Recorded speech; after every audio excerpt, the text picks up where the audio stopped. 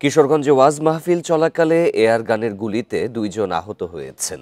রবিবার রাতে শহরের চর শোলাকিয়া এলাকায় কুমুদিনী সরকারি প্রাথমিক বিদ্যালয়ের সামনে বার্ষিক ওয়াজ মাহফিলে এই ঘটনা ঘটে।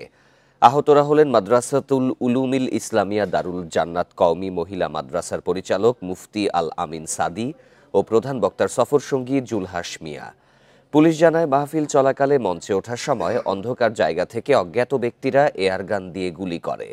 এতে ২ জন আহত হন। তাদের উদ্ধার করে শহীদ সৈয়দ নজরুল ইসলাম মেডিকেলে নিয়ে যায় স্থানীয়রা। ঘটনাস্থল থেকে এয়ারগানের গুলি উদ্ধার করা হয়েছে। জড়িতদের গ্রেপ্তারে চলছে অভিযান।